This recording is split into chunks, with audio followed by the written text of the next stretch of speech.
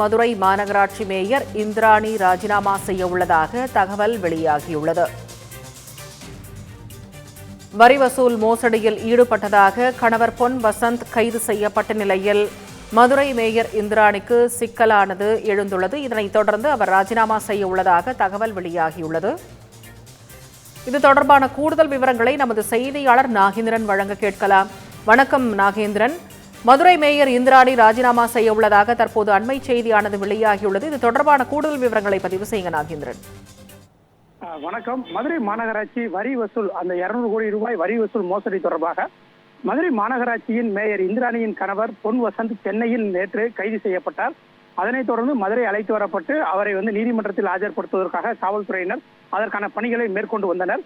அதற்காக இன்று காலை மதுரை அரசு ராஜாஜி மருத்துவமனையில் மருத்துவ பரிசோதனை சான்று பெறுவதற்காக காவல்துறையினர் அவரை மதுரை அரசு ராஜாஜி மருத்துவமனைக்கு அழைத்து சென்ற நிலையில் அவருக்கு உடல்நலக் குறைவு ஏற்பட்டதன் காரணமாக மருத்துவர்களின் பரிந்துரையின் அடிப்படையில் அவர் மதுரை அரசு ராஜாஜி மருத்துவமனையில் 114வது வார்டு உள்நோயாளியாக சிகிச்சைக்காக அனுமதிக்கப்பட்டிருக்கிறார்.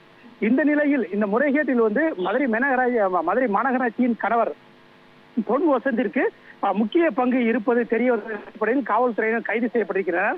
இதன் எதிரொலியாக மதுரை மாநகராட்சியின் மேயர் இந்திராணி இன்று ராஜினாமா செய்ய இருப்பதாக அந்த தகவல்கள் வெளியாகி இருக்கிறது.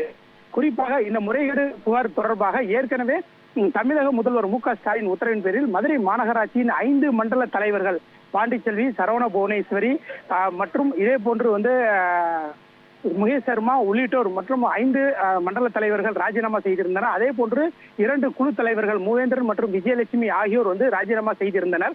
இந்த நிலையில் இந்த முறைகேட்டில் மேயருக்கு அதிக பங்கு இருப்பதாகவும் மேயரின் கணவருக்கு அதிக பங்கு இருப்பதாகவும் ஏற்கனவே குற்றச்சாட்டு இருந்து வந்த நிலையில் அவர் இன்னும் ராஜினாமா செய்யவில்லை என எதிர்க்கட்சிகள் கூறி வந்தனர். இந்த நிலையில் தான் அந்த வரி விதிப்பு குழு தலைவராக இருந்த விஜயலட்சுமியின் கணவர் கண்ணன் கடந்த சில நாட்களுக்கு முன்னர் காவல்துறையால் கைது செய்யப்பட்டு காவல்துறையிடம் முக்கியமான ஒரு வாக்குமூலம் ஒன்றை அளித்திருந்தார். அதில் மாநகராட்சி மேயரின் கணவருக்கு இதில் முக்கிய தொடர்பு இருக்கு, இந்த முறைகேட்டில் அவரது பங்கு அதிகமாக உள்ளதாக கூறியிருந்தார்.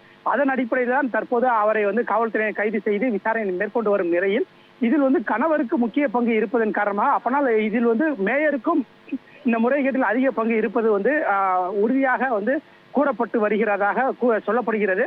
இதன் காரணமாக இந்த தேர்தல் நெருங்கி வரும் நேரத்தில் கட்சிக்கு கெட்ட பெயர் ஏற்படுத்தி விடாமல் இருப்பதற்காக தமிழக அந்த முதல்வர் மற்றும் திமுக கட்சியின் தலைமை மதுரை மாநகராட்சி மேயர் இந்திராணியை ராஜினாமா செய்ய சொல்லி அந்த அழுத்தம் கொடுத்து வருவதாக கூறப்பட்டு வருகின்றது. இந்த நிலையில் தான் இன்று அவர் தனது ராஜினாமா கடிதத்தை மதுரை மாநகராட்சி ஆணையரிடம் வழங்க இருப்பதாகவும் அந்த தகவல்களாக வெளிவருகிறது.